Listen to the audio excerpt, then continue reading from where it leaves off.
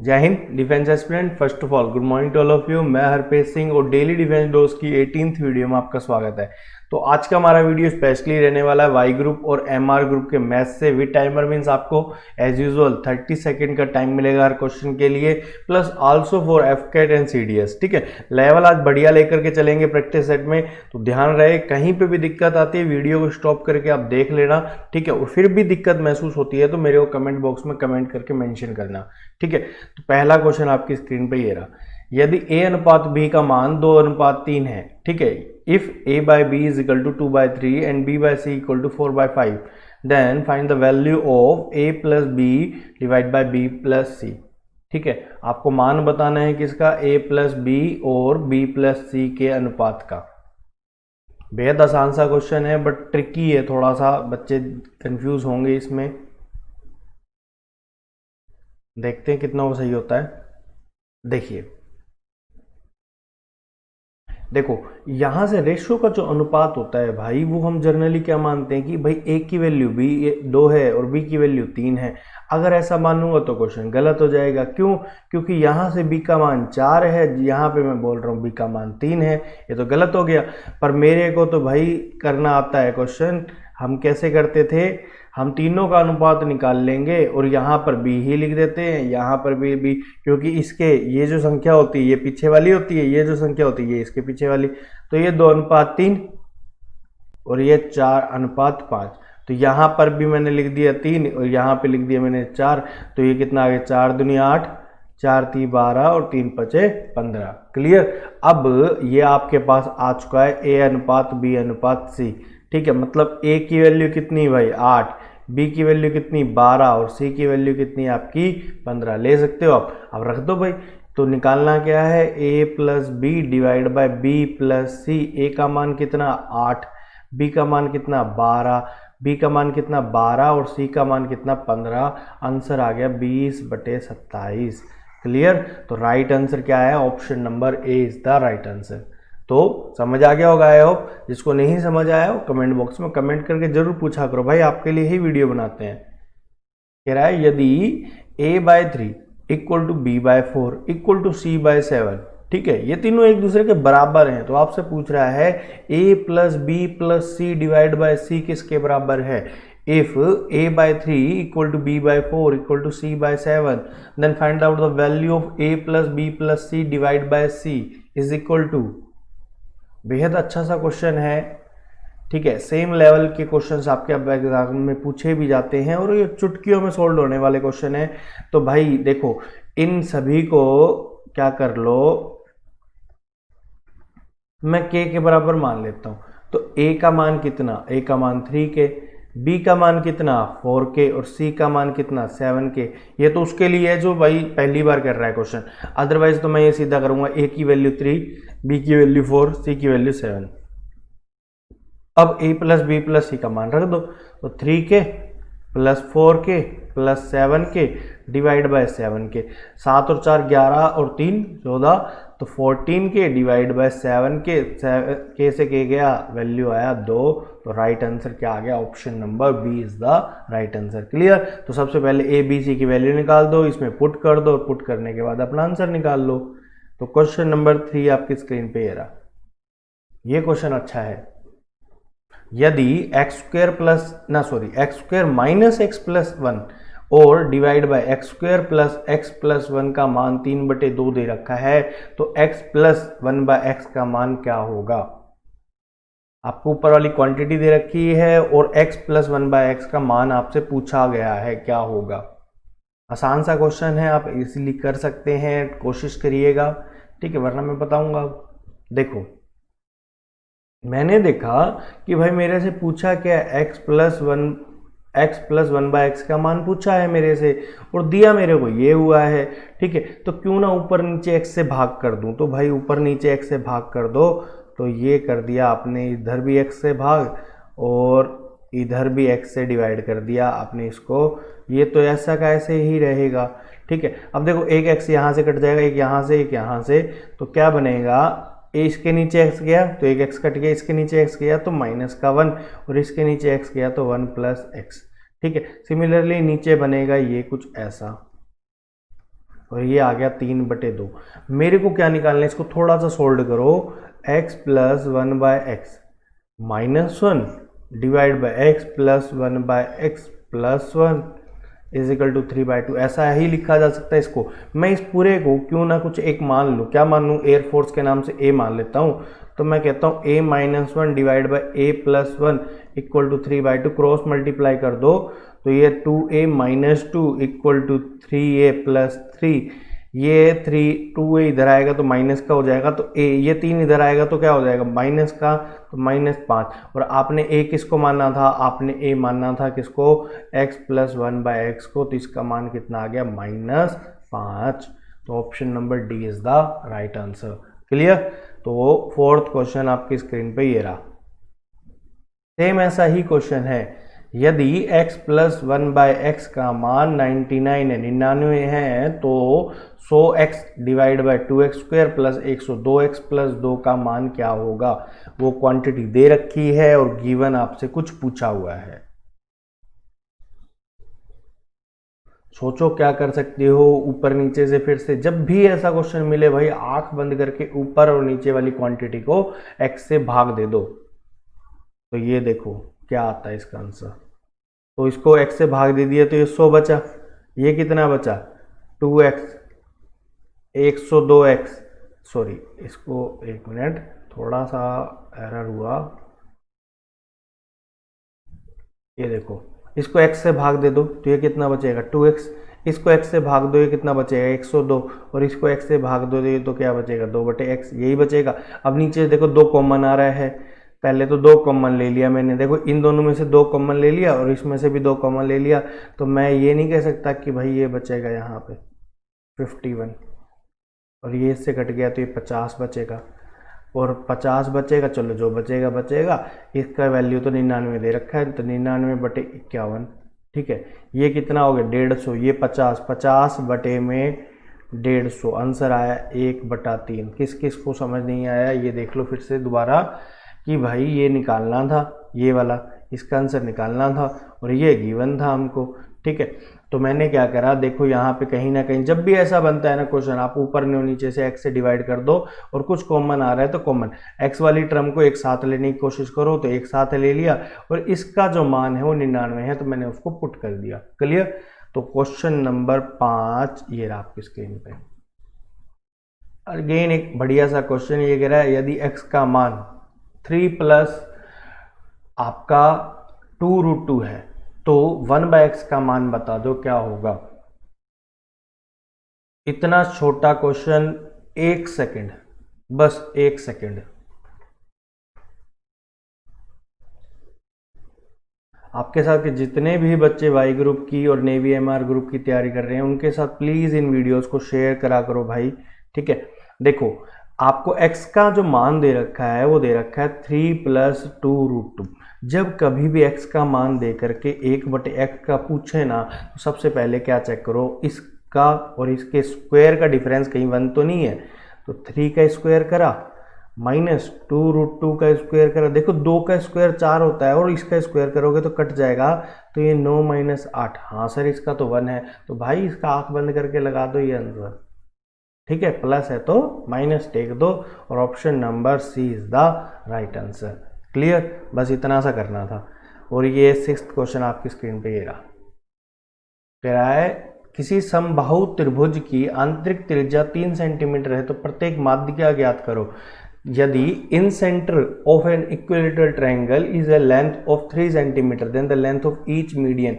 अगर एक इन रेडियस दे रखी है आपको 3 सेंटीमीटर की, तो लेंथ बतानी है आपको, लंबाई बतानी है किसकी, मीडियंस की या फिर माध्यिका की। ठीक है, एक छोटी सी प्रॉपर्टी पे बेस्ड है ये क्वेश्चन, इजीली आप कर सकते हो इसको। देखो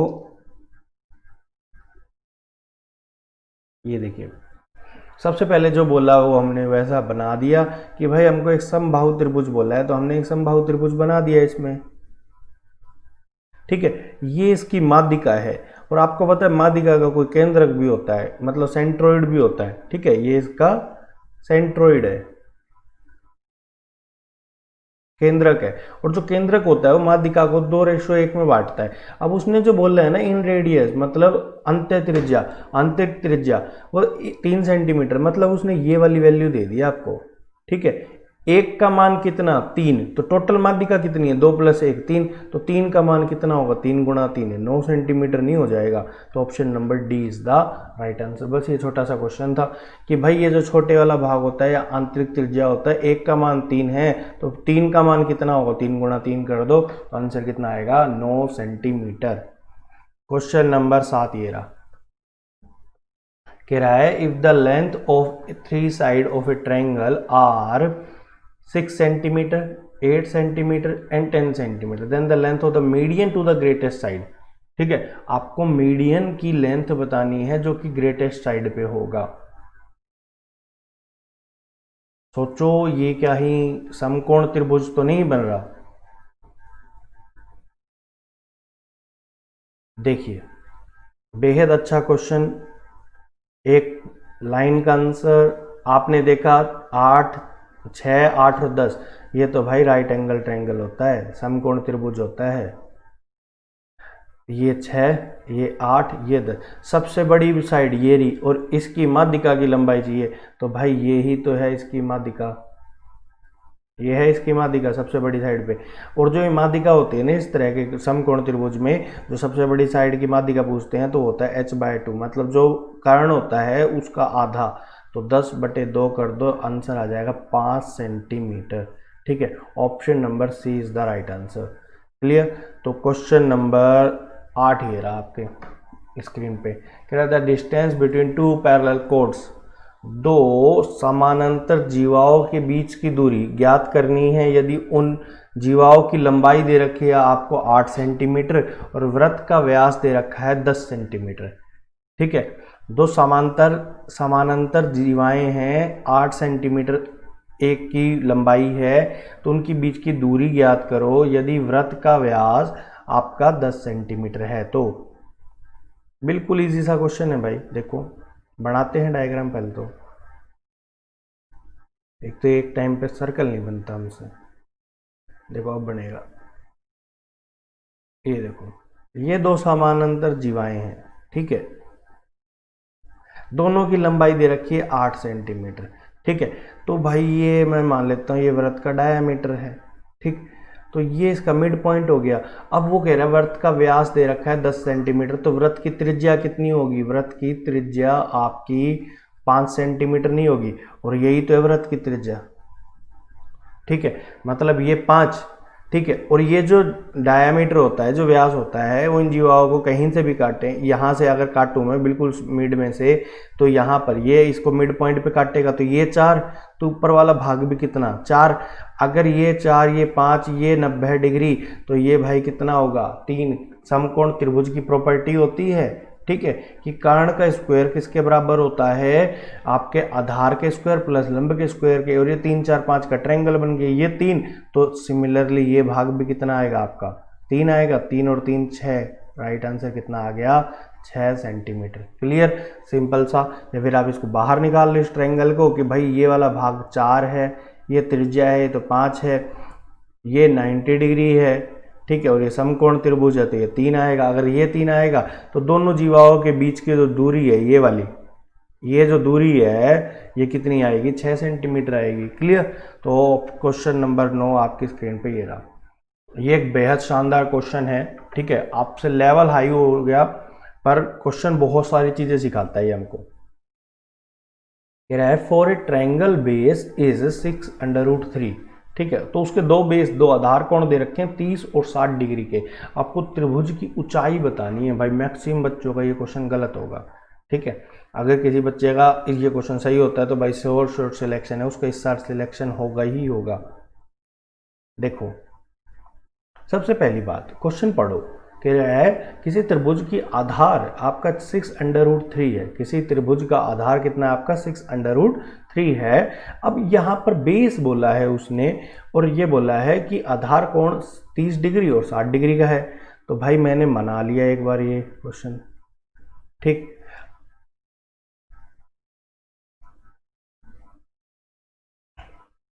ये हो गया 30 डिग्री, और ये हो गया आपका 60 डिग्री। तो यहाँ देखो एक त्रिभुज में दो कोण 90 डिग्री के हैं, तो तीसरा कोण कितना होगा 90 डिग्री का। और ये जब इस 90 डिग्री के सामने वाली भुजा होती है तो कर्ण होती है भाई, ये क्या होती है आपकी कर्ण होती है, जबकि ये कह रहा है बेस है। ठीक है, तो ये जो भाग है ना, ये जिस पे टिका हुआ है वो उस मायने में बेस है ये। ठीक है, तो कर्ण कितना है इसका 6√3।